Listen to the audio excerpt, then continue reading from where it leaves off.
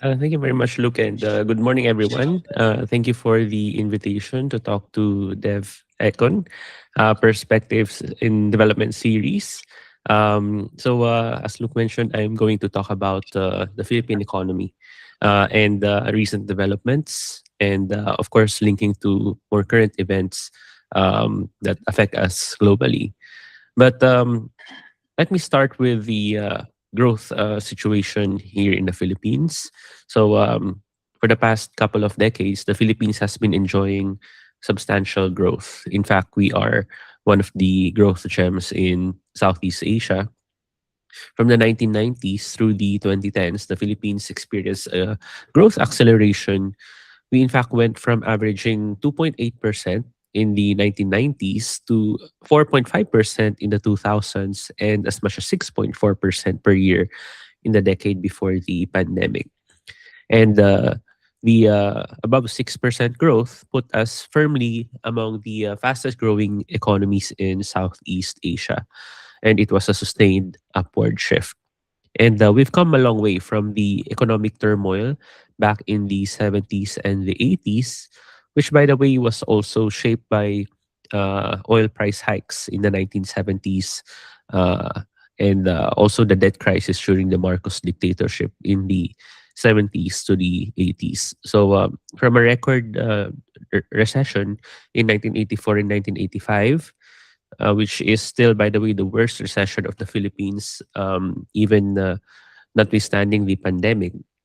6.4% growth on average is quite impressive. But things went south in 2025 when GDP growth came in at just 4.4%. And in fact, for the last quarter of 2025, GDP growth clocked in at only 3%. The government, the private sector, and even multilateral agencies such as the Asian Development Bank, the World Bank, and the IMF did not foresee this very low growth rate. Um, the recent growth figures put the 3-year average from 2023 to 2025 to just 5.2%. So growth is slowing down, obviously. And in fact, it's quite slow compared to some of our neighboring countries in ASEAN. When in fact before, just a couple of years ago, growth in the Philippines was hovering above 5%. But now it's slowing down, and we've been overtaken by countries such as Vietnam, as well as Malaysia, as well as Singapore.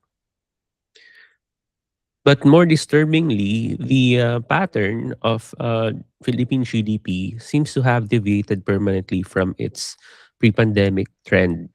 So you can see here that if the pandemic had not happened, the Philippine economy would be on the blue trajectory. But the pandemic happened, obviously, and we experienced the worst recession since the 80s, and we have deviated from the pre-pandemic trend. But the thing is, many other countries have gone back to their pre-pandemic trajectories. But the Philippines, as you can see from this graph, seems to have deviated from it permanently.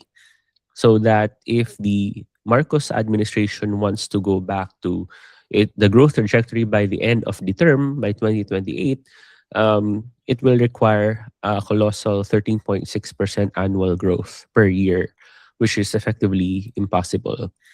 That kind of suggests that the Philippine economy has permanently deviated from its trajectory. We're now on a much lower growth path. So, what happened exactly in 2025? In his State of the Nation address, President Ferdinand Marcos Jr. called out lawmakers who were involved in corrupted flood control projects. We have seen this in the news there in Canada. President Marcos told lawmakers, mahiya naman kayo, translating to have some remorse. And this set off a series of congressional investigations that revealed systemic collusion between, excuse me, lawmakers, bureaucrats in the Department of Public Works and Highways, as well as private sector contractors. And the lawmakers in particular moved to balloon the budgets for flood control projects, especially, and also road networks. So by September of last year, President Marcos created an independent commission to investigate all of these anomalous transactions. And in fact, he had promised to jail people who were responsible by the end of 2025. But the year ended and the promise went unfulfilled, and many of the people who are implicated in the huge corruption scandal remain untouched. But this is relevant for our discussion of Philippine growth because in the wake of the corruption scandal, there was a severe pullback of infrastructure disbursements. And spending of the Philippine government on infrastructure projects is embedded in the investment portion of GDP. So you will recall from your basic macroeconomics that GDP can be understood as the sum total of total consumption by the private sector plus investment plus government spending and net exports. But construction projects by the government, by definition, and using the statistical accounts of the Philippines, are embedded in investment rather than government spending. And because of the pullback of infrastructure disbursements, you can see the decline, the negative growth rate or contribution of investment in the last two quarters of 2025. So these blue bars right here. So this is important because the Marcos administration, especially last year, became especially cautious about spending, given the increased scrutiny on public works. And the thing with public works is that it carries significant multiplier effects. And that simply means that if you spend 1 peso on infrastructure, the overall effect on the Philippine economy will amount to more than 1 peso. So if you cut back on infrastructure spending, that will also cut back spending across many other sectors in the economy. So the effect ripples across the Philippine economy. And this raises an uncomfortable point. That is, if we remove the corrupted public works projects and that caused a visible slowdown of GDP, then um, you might be led to think the high growth rates in the years prior, to what extent was that because of corrupted public works as well? So, in other words, there's a huge possibility of corruption induced growth in the years prior. Now, if you go back in Philippine history, recent Philippine history, so in the Aquino administration in the 2010s, so specifically 2010 to 2016, they also tried to clean up corruption in public works projects.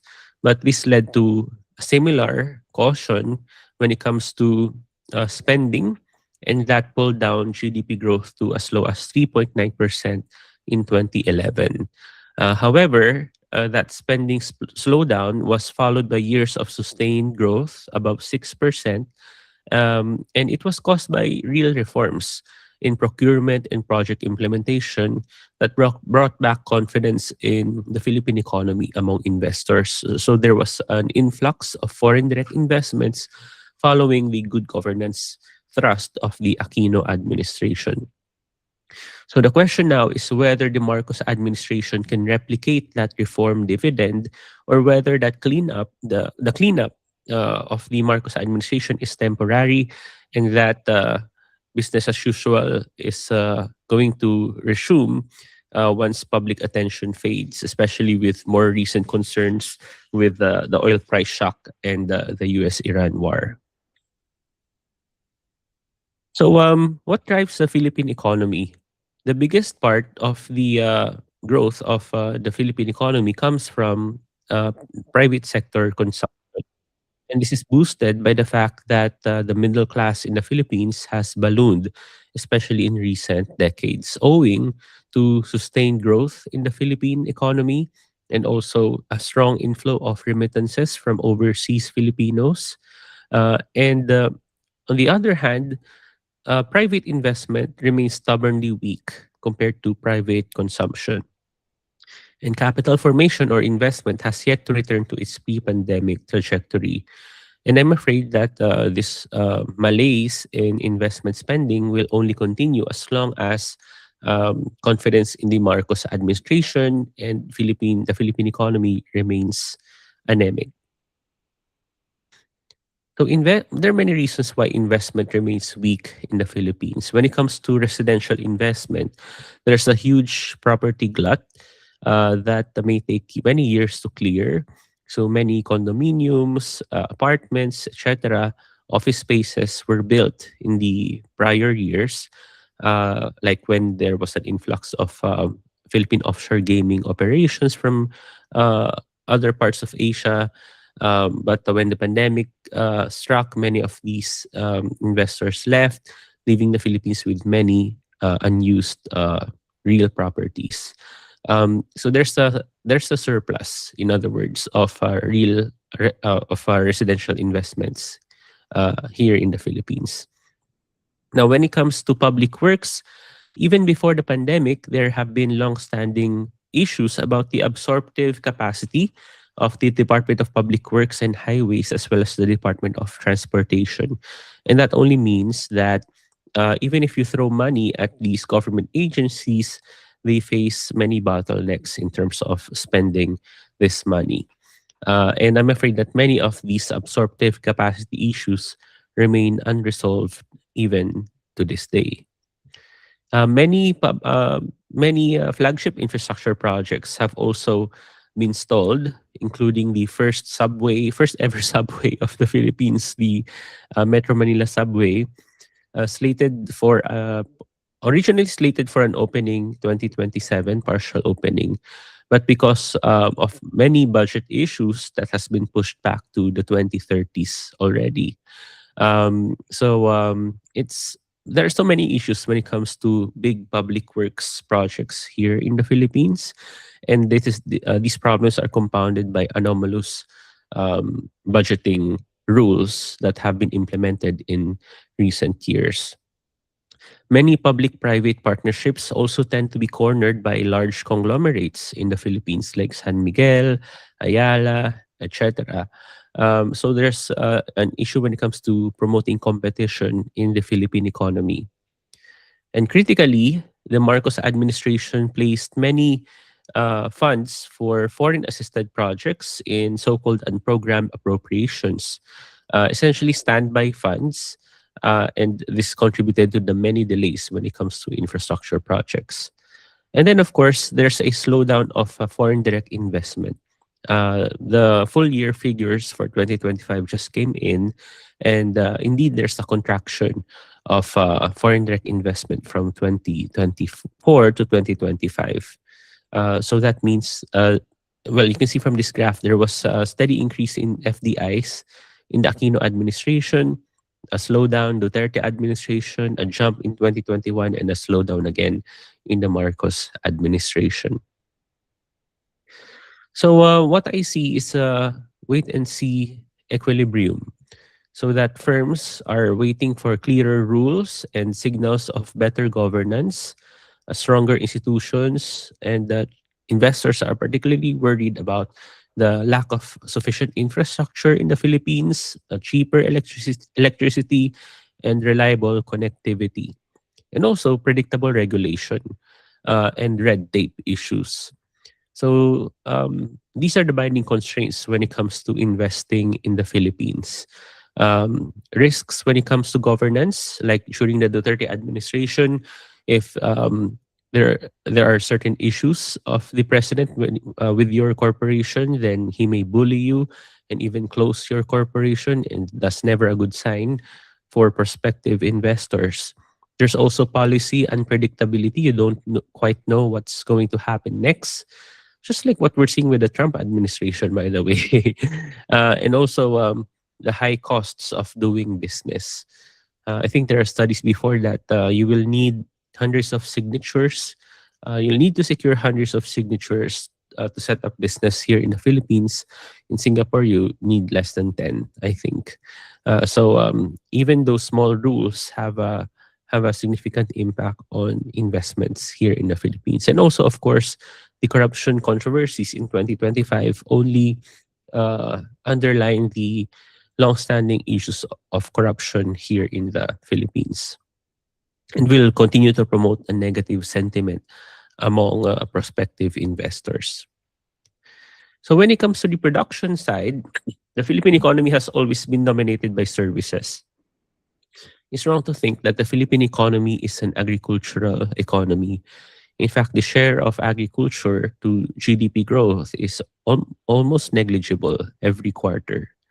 And industry is kind of in the middle, but services predominate the Philippine economy.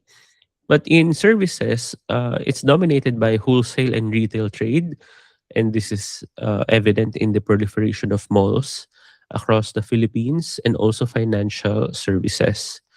However, other key drivers of services in the Philippines, like transportation, professional and business services, and even accommodation and food, have also slowed down in more recent quarters. When it comes to industry, the slowdown was driven by the same construction issues that we already discussed earlier. So the Philippines is a good example of a country that leapfrogged into services from agriculture without going through a sustained phase of industrialization. So you can see from this graph that there was an increase of the share of industry in the 70s during martial law, but that was not sustained given the debt and economic crisis, and since then the share of industry has gone down. So this pattern of leapfrogging from agriculture into services is also called premature deindustrialization, and it's more and more common in the 21st century around the world. Um, but the thing is, the Philippine experience is quite different from the experience of neighboring Asian economies such as Vietnam more recently. So Vietnam, because they were quite liberal in attracting investments, especially in the 90s up until the 2000s. So now, fast forward to 2026, they are reaping the rewards of that by becoming an export powerhouse, deeply embedded in global value chains, and continuing to attract many foreign direct investments. And also, of course, exporting high value added products. So this is something that the Philippines never really pursued. We're stuck with low value added manufactured goods.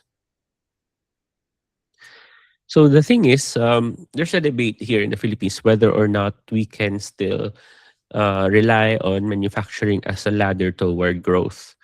But the thing is, global manufacturing in the 21st century is a lot different from the 20th century. So global manufacturing is slowing down. AI as well as automation are eroding labor cost advantages, and also fragmentation in the global economy and the rise of protectionism are reshaping global value chains. The Philippines missed also specific windows of waves of investment from abroad. For example, back in the 1980s, many older economists recall that time because there was a wave of Japanese investors that supposedly wanted to come into the Philippines, but were turned off because there was this Japanese national who was arrested, I think, or somehow detained, and that kind of turned off other Japanese business people. And the 1980s, 1990s were really quite turbulent politically as well.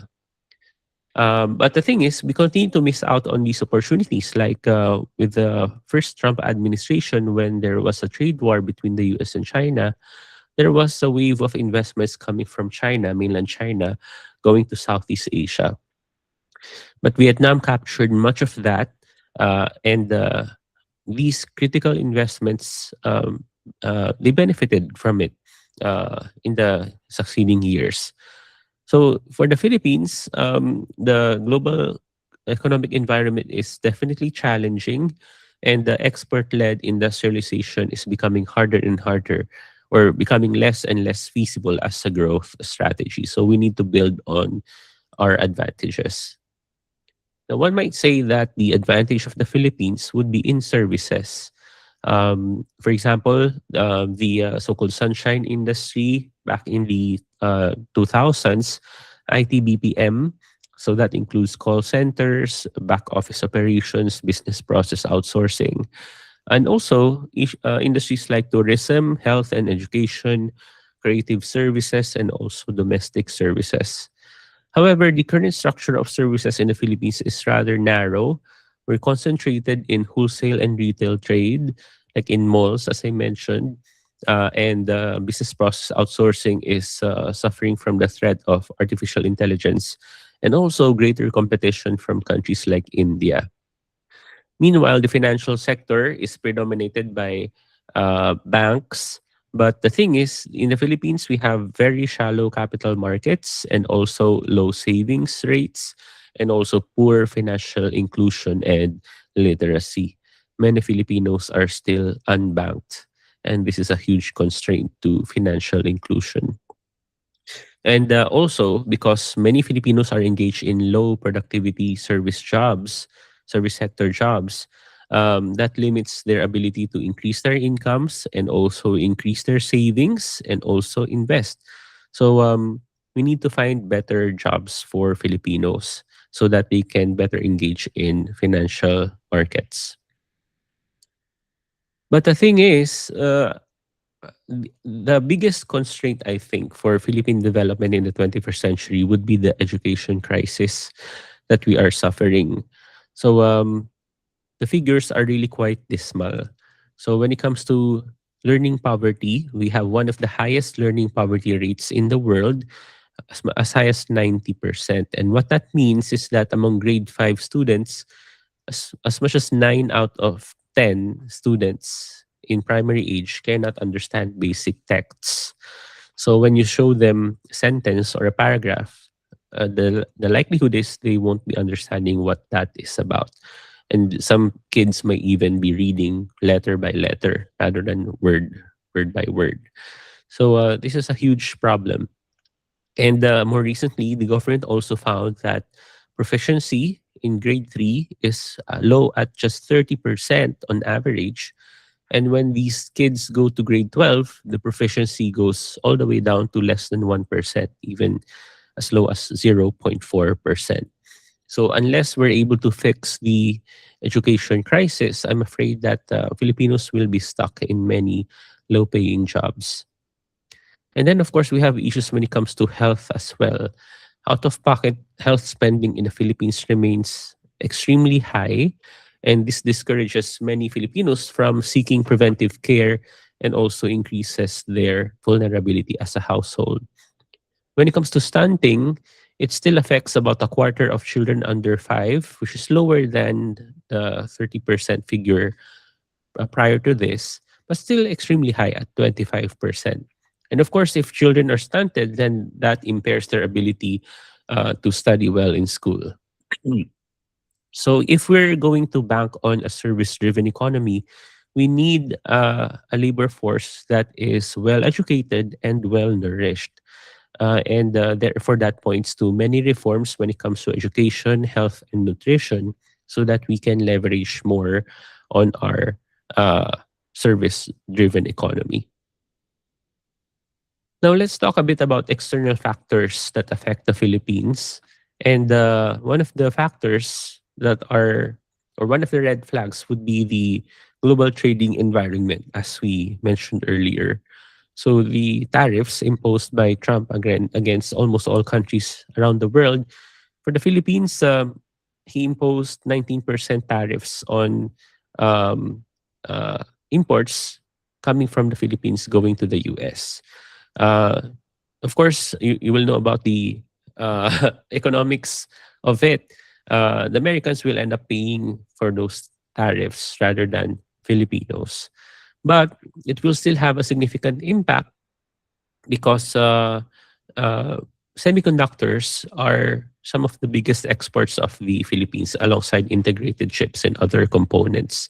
So if there's lower demand for those exports, then Philippine industry will definitely suffer insofar as semiconductors take the lion's share of Philippine exports. And at the same time, the US is also planning under Trump's administration to impose tax on remittances to the Philippines. So the US is by value is still the biggest source of remittances for the Philippine economy, and this is a significant threat to the economy, even if right now it's not so still not so big and of an impact. But if they kind of take this more seriously, then it will certainly hurt our remittances. So the thing is, remittances in the Philippines are quite diverse. Many of it is coming from the US, but also from the Middle East, Europe, and the rest of Asia. But with the conflict in the Middle East, so that's another blow to Philippine remittances. So I'm not quite sure that we can somehow shield ourselves from the worst effects of the geopolitical events in recent weeks. So another thing is that the exports of the Philippines are not very diverse. So you can see here that among the export destinations of the Philippines, the biggest ones would be China, and then you have the US and also Hong Kong and Japan. So we need to diversify our exports. And the 100% tariff that Trump is planning to impose on semiconductors is going to be a huge hit on industrial activity in the Philippines. And I think Trump is also planning to quote unquote reshore many jobs in business process outsourcing back to the US. And this is something that is also a threat to a major dollar earner for the Philippines. So there's so many reasons to be worried about the business process outsourcing industry because for the longest time that has been a major dollar earner for the Philippines and has accounted for the fact that we no longer see shortages of dollars in the Philippines compared to before. But with all of these threats, I'm not so sure that the BPO sector will be able to weather it. And then, of course, you have the more recent US-Iran conflict, which is affecting the global economy in general. But for countries like the Philippines, which imports more than 90% of its petroleum from abroad, the impact can be disproportionately high. Government economists are already forecasting that maybe inflation could be as high as 7.5%. Last month, it was only 2.4%. And this also opens up a conversation about the sources of energy in the Philippines, the energy mix in the Philippines. We need to be shifting faster toward renewables and LNG, liquefied natural gas, as a transition fuel. But we're not moving fast enough in that direction. We're still very much dependent on fossil fuels, on coal, etc. So what needs to happen? On the fiscal side, the Marcos administration needs to revamp disbursements. But more importantly, they need to critically hold corrupt actors in government and the private sector accountable because the loss of confidence in the Philippine economy is dire. And there's a risk that if the budget reforms are not pursued, then maybe they will be emboldened to make dubious insertions as well in the 2027 budget, which is crucial in the run up to the 2028 national elections. On the monetary side, the BSP, Bangko Sentral ng Pilipinas, is expected to continue lowering rates. However, because of the inflation headwinds, they may be pushed to increase rates again. In other words, pursue contractionary monetary policy. But they also have a role to play when it comes to the corruption scandal, insofar as the head of the BSP, the governor, also chairs the Anti-Money Laundering Council, or AMLAC, and they have frozen the assets of people implicated in the flood control mess. So they can beef up measures to stem corruption in works from their end. And then, of course, there needs to be a roadmap for the IT BPM sector as well as the financial sector in the Philippines, because there are many threats to these industries, and without addressing these, the service sector will not take off. And finally, there needs to be better investment in human capital in the Philippines, education and health. But we should be under no illusion because these problems will take quite some time to fix. So, without institutional credibility, I'm afraid that the risks for the Philippine economy in 2026 are quite high and will continue to lead to so-called low energy growth in the coming years.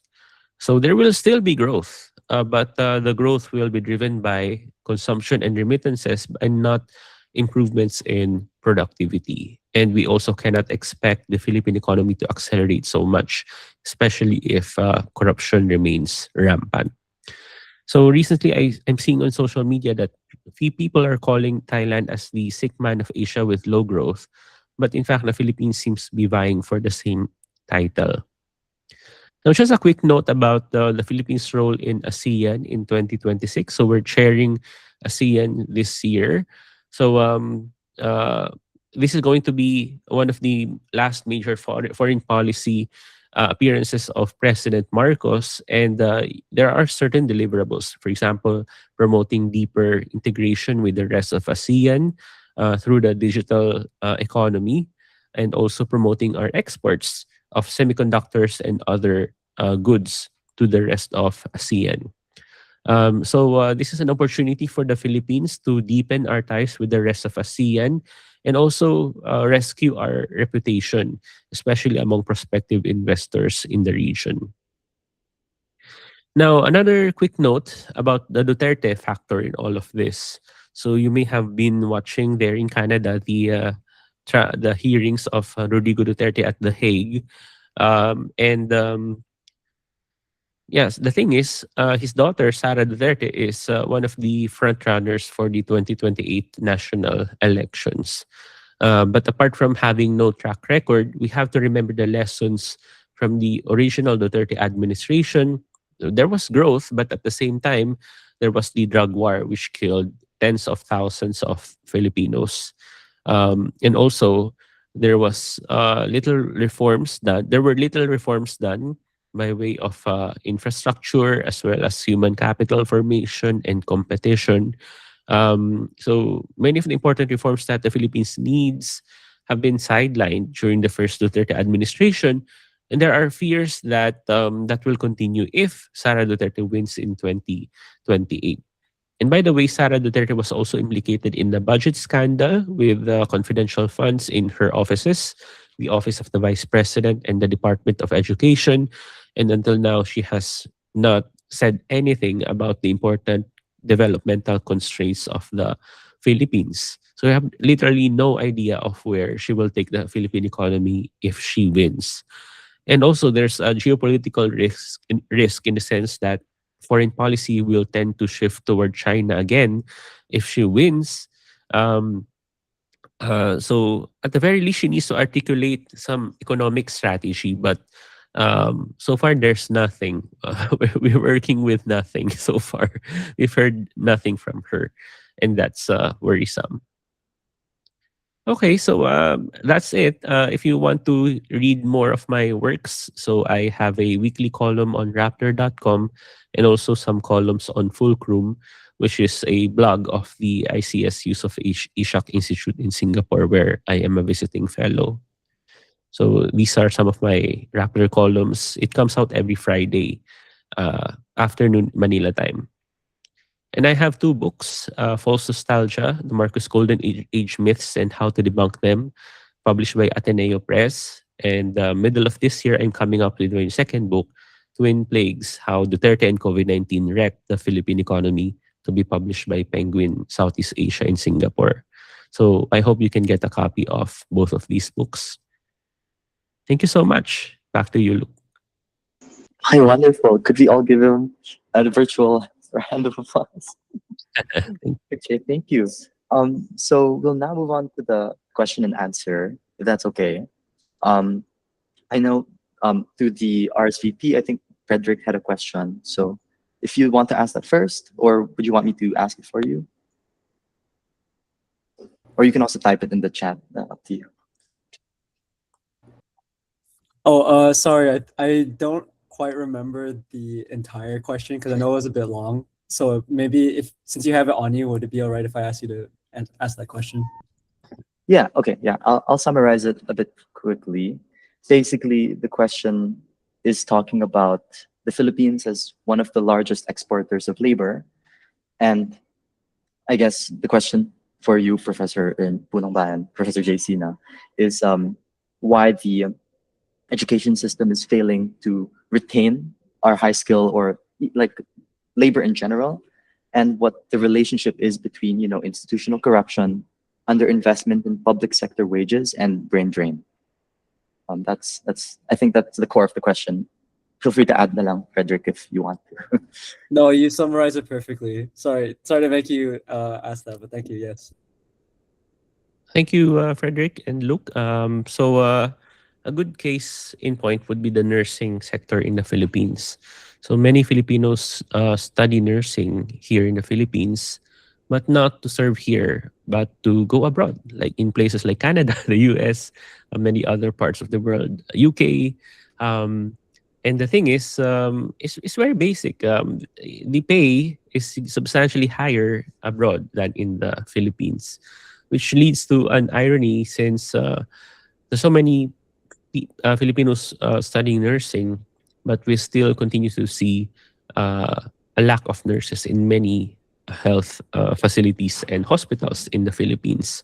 I think there's an economic journal article that came out a few years ago that argued that the nursing phenomenon, even if many people go abroad, has increased human capital investment in the Philippines, which is well and good, so that more people are incentivized to study in higher education.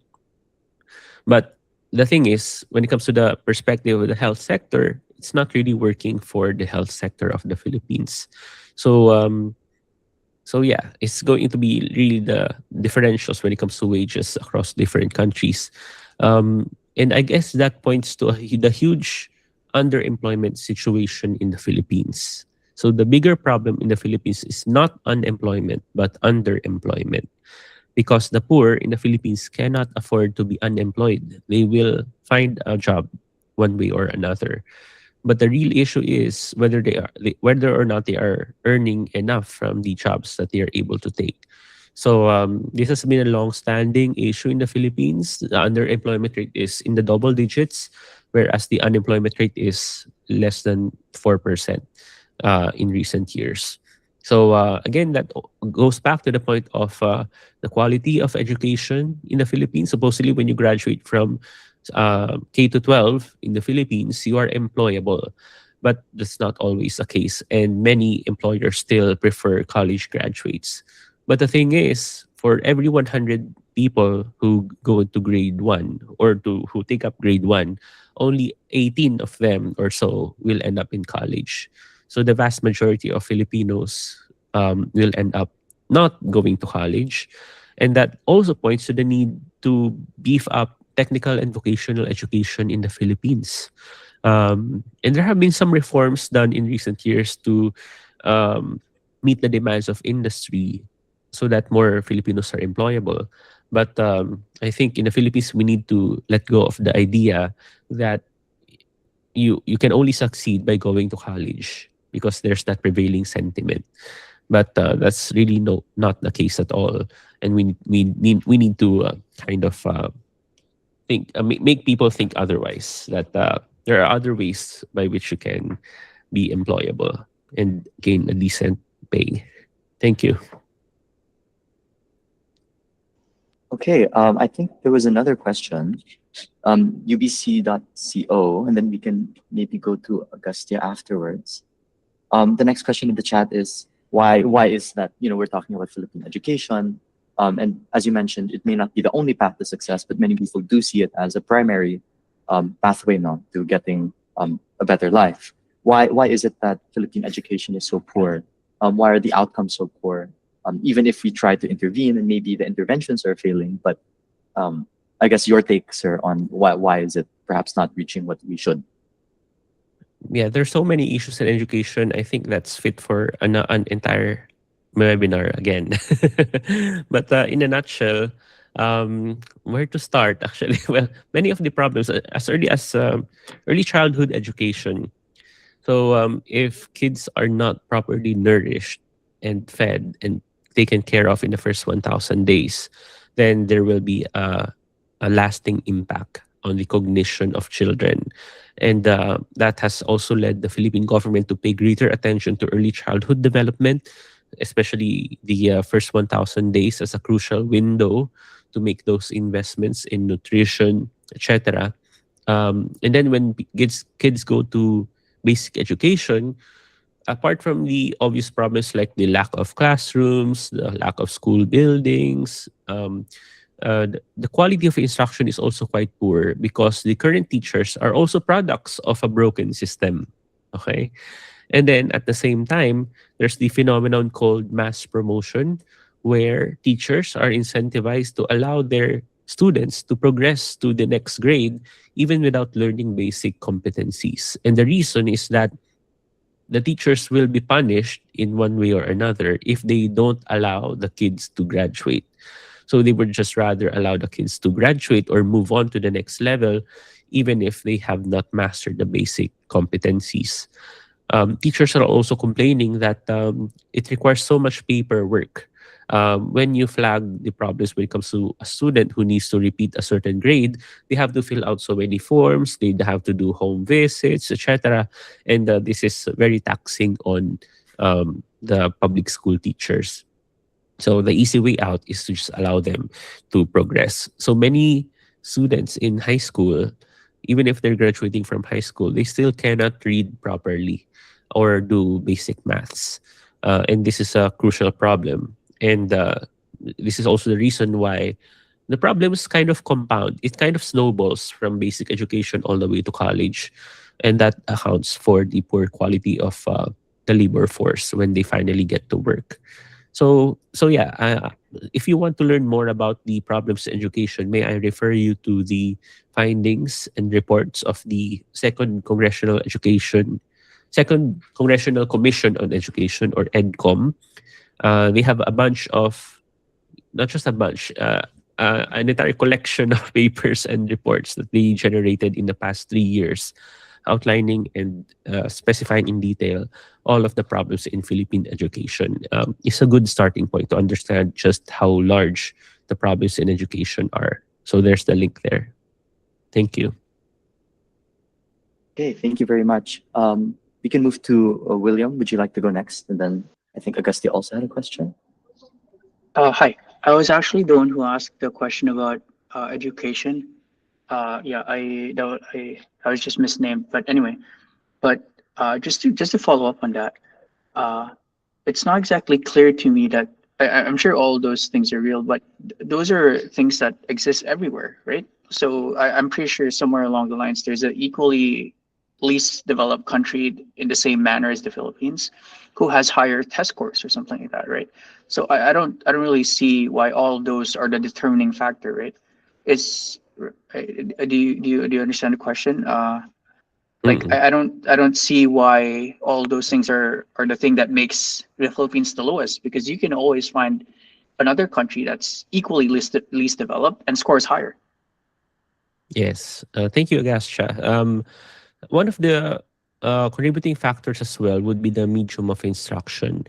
The reason, well, many people think that the reason why the Philippines ranks among the lowest in international tests like PISA, like the Southeast Asia Primary Learning Metrics, is that the Philippines insists that the Filipino students who take these international standardized exams take the exams in English, whereas other countries are allowed, and in fact they opt to have their kids take the exam in their native languages.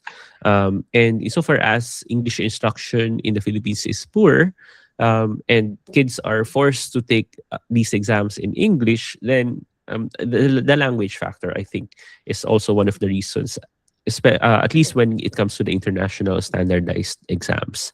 You have to note, of course, that even if the Philippines is a former colony of the US, um, we kind of inherited many problems from the American colonial period, in the sense that education is very top down.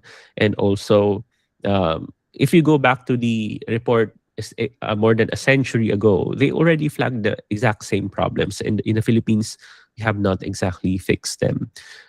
So yeah. Uh, so yeah, I think at least for the international standardized tests, that's one main factor as well, the language of instruction. Because we always have an option to have the exams translated into Filipino, for example. But somehow the Department of Education insists that we take them in English. Okay, we can move on now to Augustia. That was actually William's question. Well, so Oh yeah, would you okay. go ahead, Augustia, if you want to ask your next question. Sure. I was kind of curious more so on your slide where you're talking about corruption and like the needs, the things which are needed for the economy to change.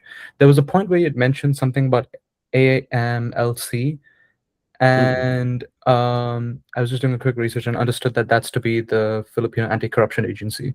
One of the things I was curious about is I did some research on other Southeast Asian countries and understood that a lot of the times their anti-corruption agencies have been very politically gutted. So my question is, what is like the political strength of AMLC to realistically act and counter corruption? Because would it be realistic to expect that agency to act as the signal that you intended for to be for like the investors and for people to have more confidence in Philippines? Thank you. The AMLC or AMLAC is just one of the agencies of the Philippine government that uh, fights corruption. But they fight corruption only in the sense that they are authorized to look into the bank accounts of people who are implicated in corruption scandals. So yeah, when it comes to bank secrecy, etc., that's also the reason why the head of the AMLAC is also the governor of the Philippine Central Bank, which is called the Bangko Sentral ng Pilipinas. So if there's a suspected corrupt official, the AMLAC is authorized to look into that person's bank accounts and freeze those assets in the meantime that investigations are ongoing. But this is just one agency. There are many other agencies like the Commission on Audit in the Philippines, which is very strict for low-level corruption. But when it comes to high-level corruption, they are powerless. And also we have the Presidential Commission on Good Government, which was created when the Marcoses were ousted back in the 1980s, precisely to recover the ill-gotten wealth of the Marcoses. So that's the elephant in the room right now. The president of the Philippines is the son of the dictator who is the most corrupt president in Philippine history. And now, so it's no wonder that corruption is flourishing under the watch of the son of the most corrupt president in the Philippines. In fact, the government before Marcos Jr. came in was still going after about $5 billion worth of ill-gotten wealth. So the estimated total ill-gotten wealth of the Marcoses for more than 20 years was $10 billion. So far, they have only recovered about half of it. So that's the problem. When you elect again the president who is being held accountable for corruption, but now he controls all of the agencies that are supposed to go after corruption, then they will turn a blind eye to all of the sins of the Marcos family. And in fact, the Marcos family still owes the Bureau of Internal Revenue or the tax collector in the Philippines as much as 203 billion pesos. Um, and But now people have forgotten that because President Marcos Jr. also controls the Bureau of Internal Revenue. So maybe if Sara Duterte wins in 2028, maybe one way to go after the Marcoses would be to revive all of these anti-corruption agencies that are hounding the Marcos family. But you're right that in the Philippines, with the weak rule of law, it's difficult to corruption and going after corruption is very difficult because agencies can be easily politicized. And even the judicial system, by the way, can also be corrupted. So that's a typical country with a weak rule of law for you. I see. Thank you so much for the very informative overview. I do have one small follow-up question, if that's Surely, okay. surely. Okay. Um, would you say that, for example, this is just like hypothesizing, but like, would you say, for example, if Sarah, I can't pronounce her last name properly, but would you say if Sarah, that candidate, came into power and the political agencies did go, sorry, that the corruption agencies did go after all of the money raised, would that still act as like a strong signal, which you were like intending for it to be, or would it be more so viewed as a political act rather than something which could help revive or incentivize spending in the economy, if I understood that slide correctly? Mm. Well, the context right now, Agasha, is that there's a huge rift now between the Marcoses and the Dutertes. And in fact, at one point, Sara Duterte threatened to have the president assassinated. So I'm afraid that if Sara Duterte wins, any act that she does against the Marcoses will be inevitably politicized. And also, the thing with the Dutertes is that they have also engaged in corruption. So yes, yes, wow, she said that. Yes, she said that publicly in a very angry video recording of her with no lights in the background, just the laptop illuminating her face. We should send you the link to that. Yeah. So yeah, allegedly she already talked to someone that she's authorizing to kill the president if harm goes her way. So that's the context there. But yeah, so the Dutertes themselves have been engaged in alleged corruption, including corrupted public works projects in Davao City, which is in southern Philippines, where the Dutertes have reigned for several decades. So yeah, and then you have to remember that this is not the first Duterte administration. The first Duterte administration was also embroiled in lots of corruption issues, especially during the pandemic. That's why in the Philippines we had all of those face shields. Everyone was required to wear those face shields because one of the major sources of that would be the Chinese friends of Rodrigo Duterte, and the government procured many face shields from that dubious company. So corruption is everywhere, regardless of where what political camp you are looking at. So I'm afraid any anti-corruption effort against the Marcoses of the Duterte of Sara Duterte will also be politicized. I hope that answers your question. It does. Thank you so much. Thank you. Yeah, we'll now move on to Frederick. Please, if you want to ask your next question, and then I think William wanted to ask one more after. So yeah, go ahead. Hi, Professor. Again, thank you so much for the presentation. I think what I really got from your presentation was how like critical the institutional credibility is to Philippine development. And I wanted to ask you about you mentioned like colonial legacies, and I think like there was that Nobel Prize winning research on economic institutions. I think the one with like Esamoglu and Johnson. I think one of the arguments they were making, I think, was that they were kind of tracing, attributing a lot of the weak institutions in developing countries to colonial legacies. And I wanted to ask you if you think like that kind of framework applies or like matches on neatly to the Philippines, you know, given that we had a colonial history with two very different colonizers, I guess, like Spain and America. Yeah, I just wanted to get your thoughts on that. Thank you again. No, thank you. So yeah, I teach that always in my classes, the Asimoglu research works and also the books, all the books. So yeah, so definitely colonialism as an institution has shaped Philippine politics and Philippine society. For example, when it comes to clientelism, you can trace the roots of that back during the Spanish colonial era, and also the when it comes to the American colonial period. Although they introduced many public works in the Philippines, the rise of the bureaucracy during the transition to the Commonwealth period and subsequently that was also shaped by American institutions. And then, as I mentioned, the educational institution in the spread of public education in the Philippines really took off during the American colonial era. So many aspects of Philippine economy in the 21st century can still be rooted in the legacies of the colonial era, whether that's the Spanish or the American colonial era. So yeah, that's another big topic. Okay. Frederick, is there any other follow-up? Otherwise, we can move to William's question. No, that was everything. Thank you so much. Okay. Thank you. Yeah. So I'll just read William's question. Do you think the proliferance of AI, or with the proliferance of AI, Philippine education will improve? Because right now, Philippine literacy rate is around 90%. Therefore, they could potentially be positioned not to take advantage of AI to augment education. Um, and I'm not sure what this controlling well.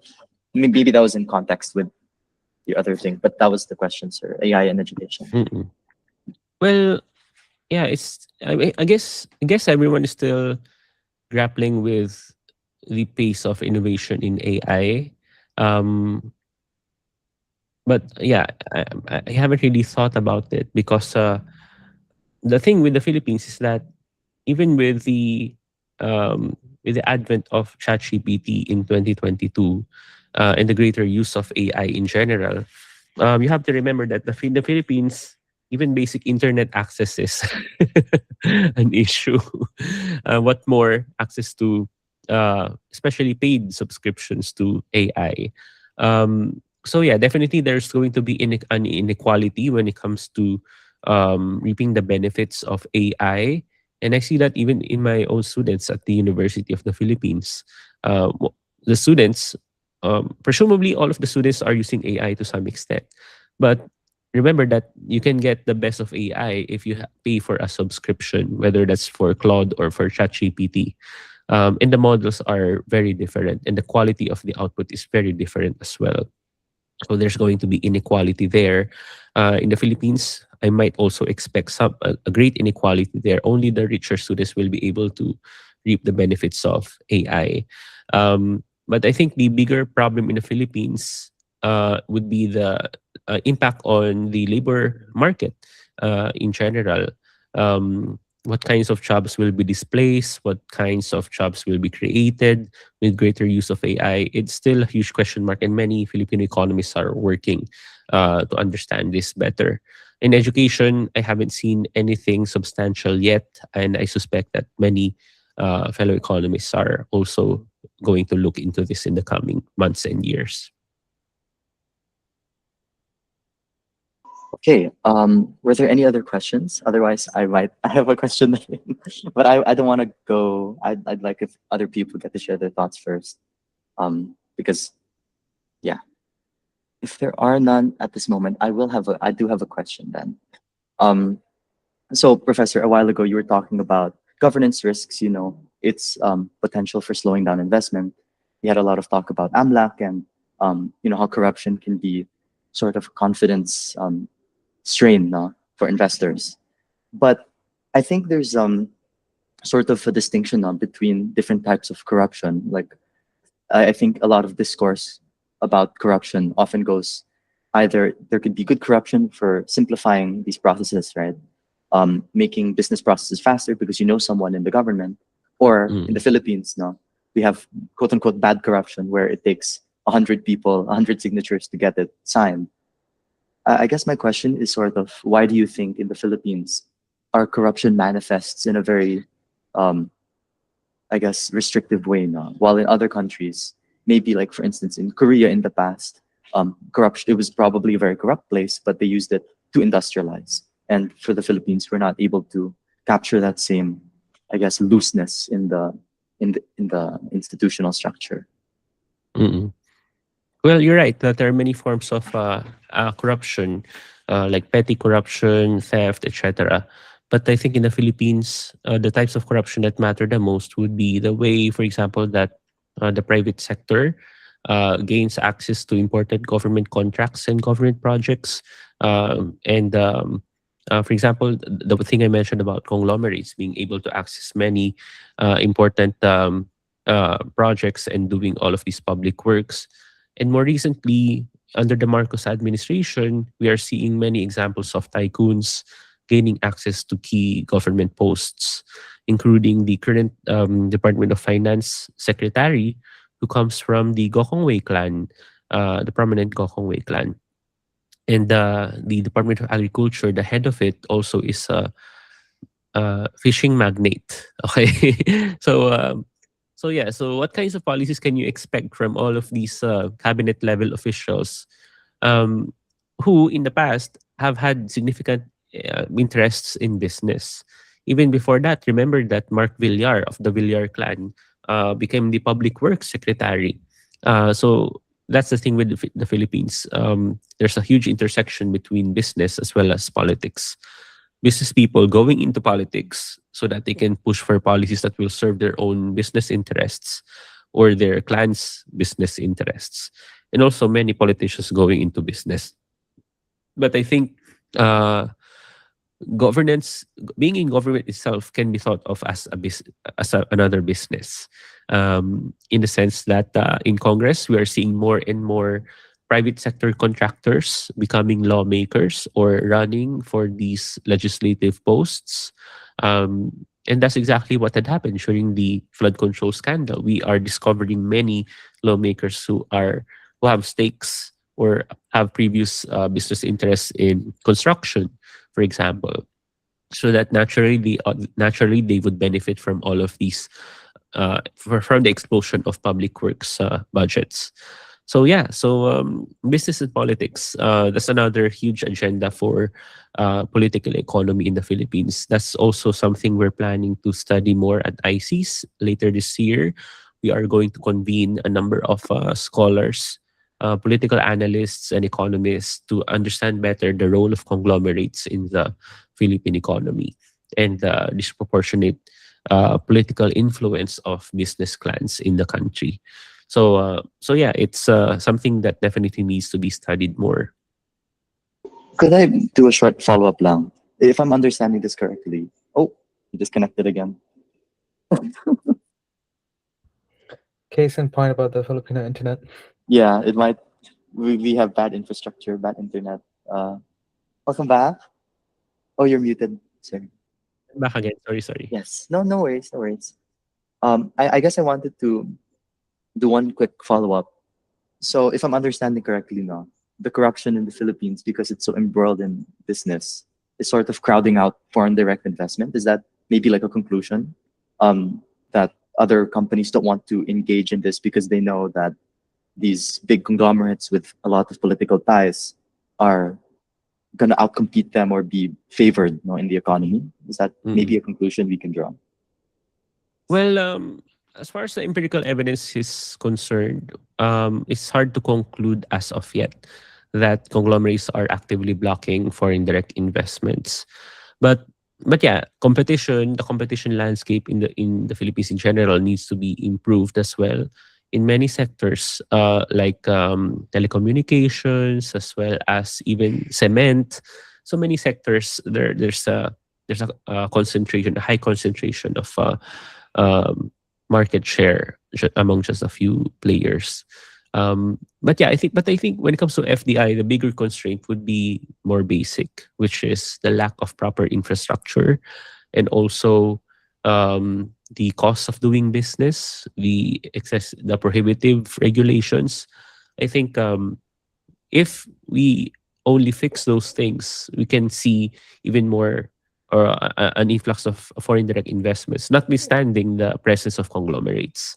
So I think that's the more basic issue for FDI.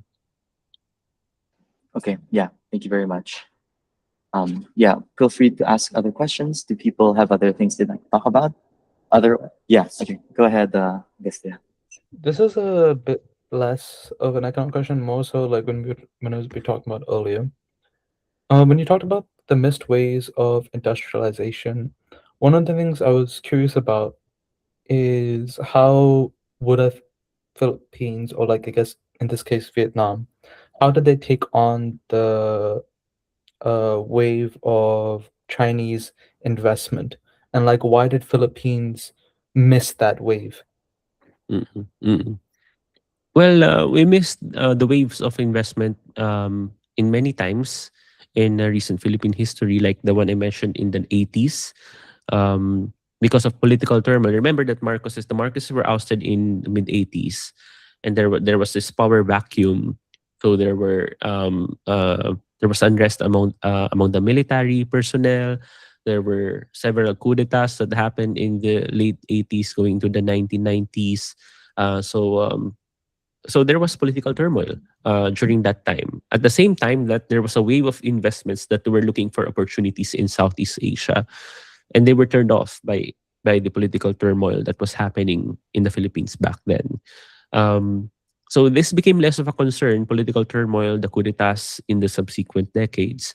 But I guess the other important constraints would be the corruption, the long-standing corruption in the Philippines.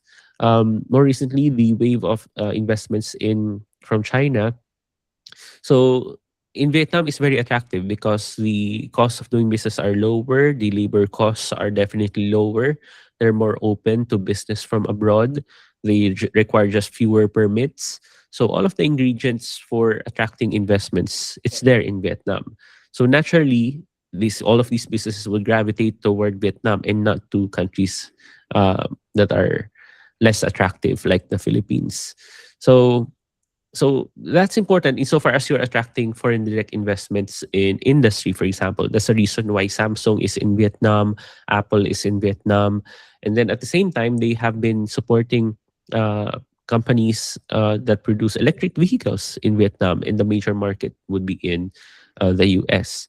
Um, so Vietnam is an example of a country, an emerging economy that has still benefited from export-led industrialization, but didn't happen overnight. So they were very open to all of these investments in the 90s and the 2000s, and now they're reaping all of the rewards from that. In the Philippines, we also tried industrialization back in the 50s all the way to the 80s, but it was more import substituting industrialization. So we import the raw materials, we assemble them here, and then we produce the final products here for domestic consumption. However, this strategy of import substituting industrialization didn't really take off, and it only works if you shield domestic industries in the meantime, allow them to grow, the infant industries, and then allow them to compete later on. But what happened in the Philippines is that uh, the infant industries never grew up. They remained infants, and they were excessively protected, and they kind of gotten used to all of the protections they got from the government. So there was no incentive to become innovative or efficient, so that when you open up the economy later, they found it very hard to compete. So it's not as if we did not try industrialization in the Philippines. We tried it, but it but yeah, it was not very successful, and it was also politicized because many of the industries were headed by the cronies, the friends, family members of the Marcos regime. So, if you're going to promote industrialization, you have to be aware as well of the political economy of how might that pan out given the political economy of the country. Thank you so much. Thank you, Gascha. Okay, we'll have another question from Jelena. Did you want to say this, or do you want me to read it? I can read it, Oh, or you can say it. hi. Thank you for coming to speak. I missed the first part, but I just wanted to ask about the foreign debt that the Philippine government has, and like how you think it's affected the Philippine economy and the role of corruption and all of that. Thank you, Jelena. And good question. So we're coming now to the realization that much of the corrupted public works were borrowed. Um, so it's a double whammy for Filipinos that we're borrowing to finance all of these flood control projects, but the flood control projects are nowhere to be found, or are substandard. So at the end of the day, we took out those loans, and we'll have to pay for them one way or another. Maybe not us, but future generations of Filipinos. So it only underscores the macroeconomics of corruption, how the macroeconomy is affected by corruption. So it would be good if the borrowed funds would be put in productive projects, because if the projects are productive, then they will help along or increase GDP growth and will allow us to better pay for the loans that we took out. But the problem is that we've been borrowing money for projects that will not help to us to pay for those loans in the future. So that's the problem. And that's also exactly what we saw during the first Marcos administration in the 70s and 80s. The public debt, the external debt of the Philippines ballooned by $25 billion back in the 60s to the 80s. And it was an exponential increase in the debt. And where did this money go to? It also went to the frivolous and over-designed projects of Ferdinand Marcos and Imelda Marcos, like the Cultural Center of the Philippines, the Bataan Nuclear Power Plant, the San Juanico Bridge, etc. So many of these projects were over-designed and not very productive, and were just used to gain a political constituency or to corner contracts. So in that sense, it also did not help us to pay for the debt, which only was completely paid only I think in 2018. So so we're not we're not seeing this is not exactly a new problem. So if you only know about history, then you know where this is going to end up in. So we just need to revisit history and learn from its lessons. Yeah, okay. Did you want to, sorry, were you going to say something, Julina? Okay, perfect. Thank you, Um, Jelena. yeah, I think maybe a follow-up question to that no, would be, thinking about um, the corruption and the infrastructure projects, they're sort of like a catch-22, right? Because on the one hand, the lack of infrastructure is preventing us from developing. And as we know, like infrastructure is has a lot of money multiplier effects in terms of fiscal policy, provides jobs, creates um, business, and allows for FDI to enter the country. But at the same time, whenever we do try to make these infrastructure projects, because of our weak governance, anong mangyayari? It all gets Mhm. wasted, Mhm. and over-engineered, unused, or just completely gone. So I guess the question would be, how do you see the Philippines now as a country? And this is a very big question, I know, but do you see them breaking the cycle in any form? How would that look like? What type of reforms would be necessary in order to, approach I guess, a better equilibrium, no, where there's a certain amount of good enough investment and a certain amount of good enough infrastructure. Yeah, does that make Mhm. sense? Mhm. Well, to be frank, I'm not very optimistic about the prospects of the Philippines if Sara Duterte wins, because I'm just seeing or kind of foreseeing that she will just continue what her father did from 2016 to 2022. And on top of it, I'm not hearing anything about how she would address many of the pressing development problems of the Philippines. What we need, I think, would be a revival of what had happened during the Aquino administration. If the government is credible in fighting corruption and also implements reforms that boost confidence in the Philippine economy, then maybe we can also see a revival of the influx of foreign direct investments, um, a general uplift of the mood of the private sector. So yeah, we need to recreate some of that if we're going to have any chance of fixing the country's many problems. But if we're going to vote again another populist leader who has no inkling about the economic and development issues of the country, then we may be stuck in this equilibrium for a long time. At the same time that many other Southeast Asian countries are developing, maybe at some point Cambodia will overtake the Philippines. Or so yeah, uh, so yeah, it's kind of sad because we were leading the pack back in the 1950s and 1960s, but now we're being left behind.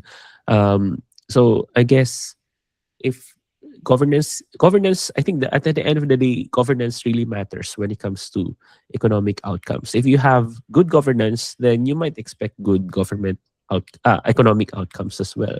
But with bad governance, then maybe you may be seeing bad economic outcomes more frequently.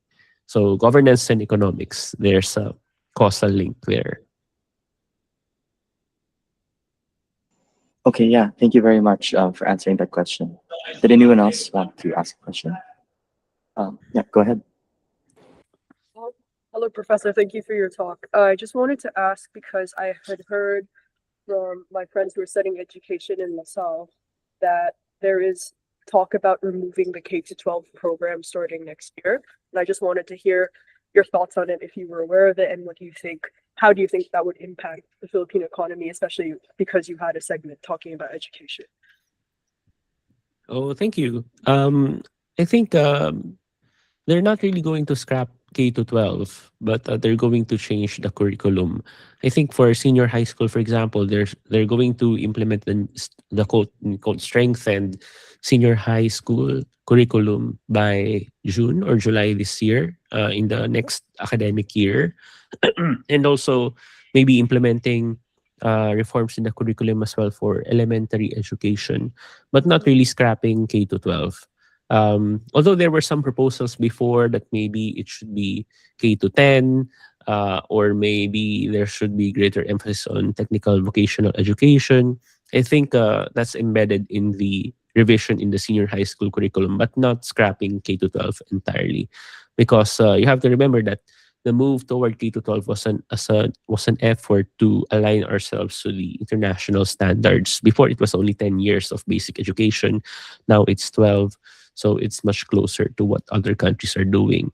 But I think the problem with the curriculum before is that it was too crowded. There are so many learning competencies, so many subjects that were being discussed in a school year, and that's what I think they are trying to decongest in the new curriculum. So yeah, that's it. Thank you. Okay, thank you very much. I think we can have maybe one or two more questions. If I'm not mistaken, sir, you have mga 8 minutes left now. Tama ba? Yes, Yes. go lang. Go lang. Okay, sure.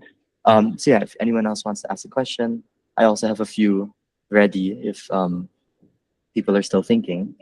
Um, one of my thoughts, sir, about direct investment or even these infrastructure projects is that a lot of them are funded by development assistance now. And because of Donald Trump, during his term now, he's been cutting a lot of US aid, completely shutting down, and a lot of other countries across the world are also slowing down their development assistance programs. What effect do you think? How big do you think this effect is on infrastructure development? On these, especially a lot of these programs go towards funding smaller programs or more development specific programs. Like maybe children's education or children's health. So yes, thoughts that answer on that development. Yes, and not so much on infrastructure, but the World Bank and the ADB are more involved in technical assistance to the Philippines. For example, when there are government programs or projects, like social protection, etc., even in education, then yeah, that's the flavor of the development projects here in the Philippines. But because of the cuts, especially with US aid, many people in my network have been laid off last year because of that. Many Filipinos are in development in the development sector. There's this one project with the Department of Education called ABC Plus, which developed rapid um, assessment of reading comprehension in the wake of the pandemic, but that was USAID funded. So when I attempted to visit them again, the office was already closed because of the cut of USAID funding. So I think the data that I was trying to get from them, it was transferred to the DepEd. It was stored in the DepEd instead. But until now, I haven't gotten my hands on that. So it's become harder to do development research here. But yeah, so there are many examples, other examples of that, and I think it's worse in other countries like in sub-Saharan Africa where thousands of people have died because of the lack of access to um, official development assistance from America. But that has also prompted many Filipino NGOs and even the government to seek funding from elsewhere, like from Europe, from Australia, etc., where funds have not dried up. So, so yeah, U.S. soft power has weakened in that sense. and the Philippines is now looking at other sources for development projects. But yeah, I'm not sure when we might see a reversal of this U.S. aid in particular. But the U.S. aid has been even at the UP School of Economics. We before we had a health economics program that conducted many surveys and many studies involving some of the faculty members of the school. But that ended before the entire Trump thing. But yeah, so we're kind of missing out on those other opportunities to do um, good research in the Philippines because of the lack of funding. I see. Okay, thank you very much. I think we can do one more question. Yeah, go ahead if someone wants to ask. Um, okay, this is just more of another hypothetical, but I was just curious because when you're talking about external real risks, and there was a part about shifting towards renewable energy and how, yeah, obviously it'll take a very long time, and there's the transition period, so it's not realistic to expect that to be done so soon. One of the things I was just curious about was, would it be realistic to look into, for example, like how Canada is looking for clients and how they're trying to expand into oil? With would they be like a good alternative supplier for oil, just because since Philippines imports so much of it from what I would presume would be the Middle East. I don't have that information and I haven't done my research on that, but with how Canada is looking in the long term, would that be realistic, or would that be Mm-mm. yeah, would that just be realistic? Mm-mm. Yes, so well, the bulk of oil products in the Philippines are imported ultimately from the Middle East, but it goes through China, I think, and yeah, it's about 90% of our petroleum needs in the country. We only have one refinery here in the Philippines, one corporation that has a refinery. But I think the thrust of the government has been a rapid shift toward renewables. There have been new targets when it comes to the share of renewable energy in the Philippines. And in the meantime, that's being boosted, the recourse would be to rely less on fossil fuels and more on liquefied natural gas, which is which we plan to import from other countries. But now, because of the U.S.-Iran war, Qatar has limited its exports of liquefied natural gas. Then maybe that importation option is going to be quite difficult for the Philippines as well. We have this natural gas reserve in the Philippines called Malampaya around in the eastern part of the country. And recently, I think the president announced that there was a newly discovered, but albeit small, reserve of natural gas there. But I already wrote about this for ICs. You can check out my blog on it. But it will take years before we can confirm that there's substantial amounts of natural gas that can be extracted from there, and also to develop the facilities so that we can benefit from it. So it's not going to be done overnight. And at the same time, the original natural gas reserve there is projected to be depleted by as early as next year. So we need to move fast when it comes to seeking these alternative um, sources of fuel for the Philippine economy. Because Malapaya, by the way, accounts for about 1/5 of the electricity needs of Luzon, which is the largest island group in the Philippines. So if we're not fast enough, then maybe going to see energy scarcity or energy blackouts, power blackouts or brownouts in the Philippines. And that will obviously have a macroeconomic impact as well. So the clock is ticking for that. Fair enough. Thank you so much. Thank you, Gascha. Okay, and I think that's also about the time we have for you today, sir. Do you have any last Okay. words, advertisement, if you want, or whatever else you'd like to say before we close? Oh, I just wanted to thank you, Luke, as well as Devek, for the opportunity to share my thoughts. And I wish you all the best with all of your efforts. Thank you so much and have a good day. Thank you so much, Professor. Have a good day as well. Thank you very much. Let's give another online round of applause. Thank you. Thank you, everyone. Thank you so much for coming. Thank you. And Jelena, if you wanted to talk about Sulong, now could be a good time. But Feel free to head out, Professor, if you wish. Yes, we'll just Okay, close up here. bye-bye. Take Sige, care. sige. Thank you, Yeah, bye-bye. thanks. Um, Yeah. I'm Jelena. This is Abby, like our membership development and expansion officer. We're members of Belong UBC, which is like a Filipino youth organization here at UBC.